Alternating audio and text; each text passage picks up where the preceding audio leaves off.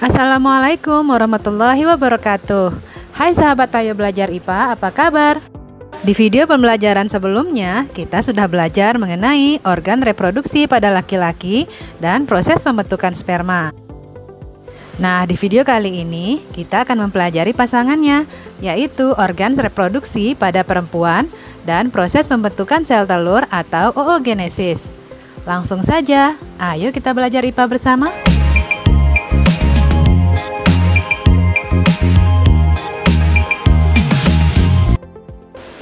Seperti halnya organ reproduksi pada laki-laki, organ reproduksi atau alat reproduksi pada perempuan juga dapat dibedakan menjadi alat reproduksi luar dan alat reproduksi dalam.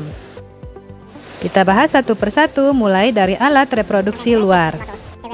Alat reproduksi luar terdiri dari vulva. Vulva adalah bagian dari vagina yang terdiri dari mons pubis, sepasang bibir atau labium, klitoris, daerah ujung luar vagina, dan saluran kemih. Mons pubis adalah gundukan jaringan lemak yang berada di bagian bawah perut serta ditumbuhi oleh rambut pubis. Saat puber, rambut pubis baru tumbuh di bagian tersebut. Sementara itu, labium terdiri dari labia mayora dan labia minora. Labia mayora adalah bibir besar di kanan dan kiri vagina. Sedangkan labia minora adalah bibir yang lebih kecil yang juga terdapat di kanan dan kiri vagina. Selanjutnya, klitoris. Klitoris adalah tonjolan di sela-sela labia mayora. Terdapat banyak pembuluh darah dan sel saraf yang peka di bagian klitoris ini.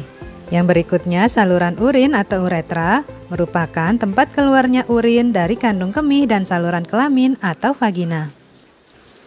Ya, yang berikutnya alat reproduksi dalam. Alat reproduksi dalam terdiri dari ovarium dan saluran reproduksi. Kita mulai bahas dari ovarium. Ovarium atau indung telur merupakan organ reproduksi perempuan yang terletak di sebelah kiri dan kanan rongga perut bagian bawah.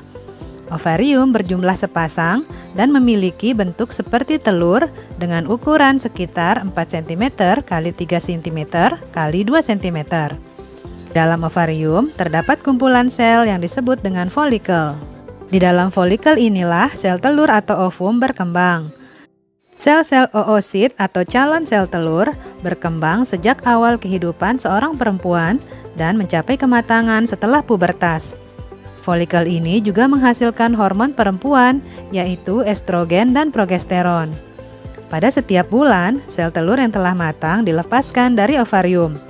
Proses pelepasan sel telur dari indung telur ini disebut dengan ovulasi. Selanjutnya, sel telur tersebut akan ditangkap oleh fimbre dan kemudian akan bergerak ke saluran telur atau tuba Fallopi. Nah, saat ini kamu telah mengetahui bahwa jumlah ovarium yang dimiliki oleh perempuan ada 2 buah. Nah, apakah kedua ovarium tersebut akan melepaskan sel telur secara bersamaan?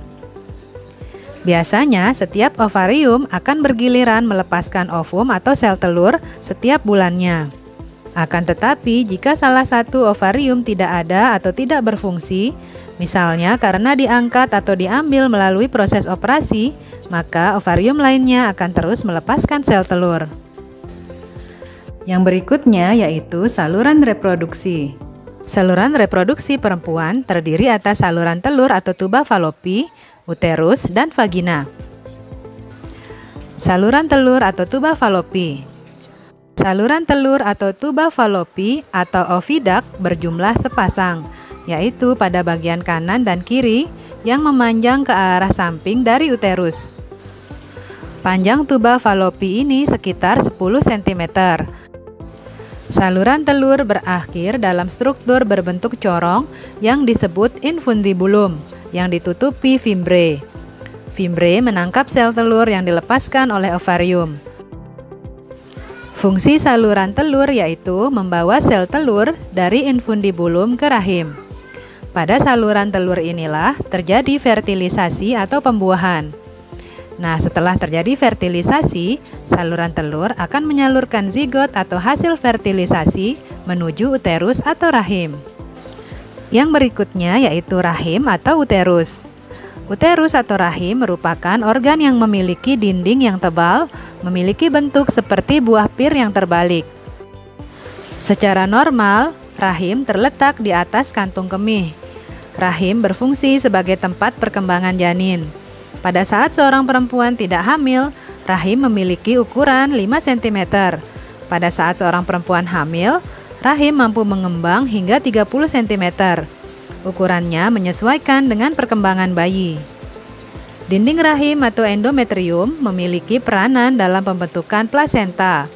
Plasenta merupakan organ yang menyuplai nutrisi yang dibutuhkan oleh bayi selama perkembangannya. Pada perempuan yang tidak hamil, ketebalan dinding rahim bervariasi selama siklus menstruasi bulanan. Yang terakhir yaitu vagina. Vagina merupakan saluran yang menghubungkan lingkungan luar dengan rahim.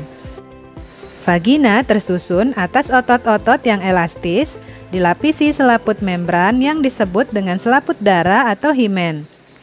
Saluran yang menghubungkan vagina dengan rahim adalah serviks atau leher rahim. Vagina berfungsi sebagai organ reproduksi, saluran untuk aliran darah menstruasi dari rahim, dan jalan lahir bayi. Pada saat bayi akan lahir, terjadi kontraksi otot-otot pada dinding rahim. Kontraksi inilah yang menyebabkan bayi terdorong ke jalan lahir atau vagina.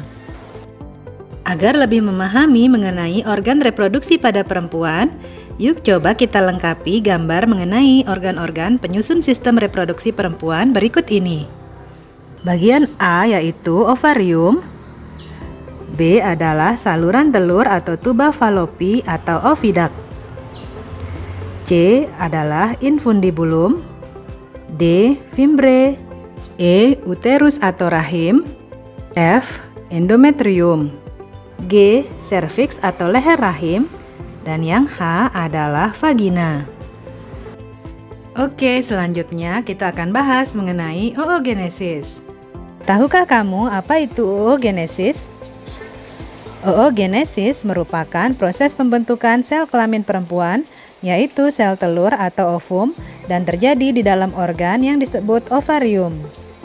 Berbeda dengan spermatogenesis yang dimulai ketika anak laki-laki mulai masuk masa pubertas, oogenesis dimulai sebelum anak perempuan lahir.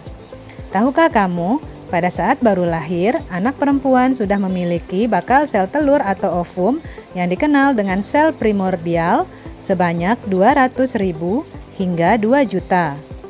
Namun, hanya sekitar 40.000 yang tersisa saat anak perempuan masuk masa pubertas dan hanya 400 yang akan matang atau berkembang sempurna. Satu sel telur yang matang diovulasikan atau dikeluarkan dari ovarium selama siklus reproduksi atau siklus menstruasi perempuan. Di dalam ovarium terdapat folikel yang berukuran kecil dengan calon bakal sel telur di dalamnya atau folikel primordial. Folikel dan bakal sel telur tersebut berkembang semakin besar menjadi folikel primer, kemudian berkembang menjadi folikel sekunder, dan pada akhirnya menjadi folikel matang. Selama folikel berkembang, sel primordial akan membelah secara mitosis membentuk oogonium atau sel induk telur yang bersifat diploid atau 2N. Oogonium kemudian akan mengalami pembelahan mitosis membentuk oosit primer yang bersifat diploid atau 2N. Oosit primer kemudian mengalami pembelahan meiosis tahap 1 membentuk satu oosit sekunder dan satu polosit. Polosit sekunder selanjutnya juga mengalami pembelahan meiosis tahap 2 membentuk satu ootit dan satu polosit. Polosit kemudian mengalami pembelahan meiosis tahap 2 menghasilkan 2 polosit. Ootit kemudian mengalami diferensiasi membentuk ovum.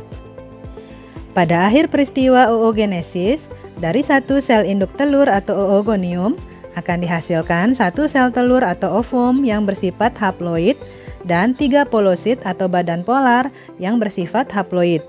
Namun yang dapat berfungsi hanya satu sel telur atau ovum. Nah, itulah penjelasan mengenai organ reproduksi pada perempuan dan oogenesis. Sekian dulu video pembelajaran kita kali ini. Selamat beraktivitas. Jangan lupa untuk tetap mematuhi protokol kesehatan. Sampai jumpa lagi. Wassalamualaikum warahmatullahi wabarakatuh.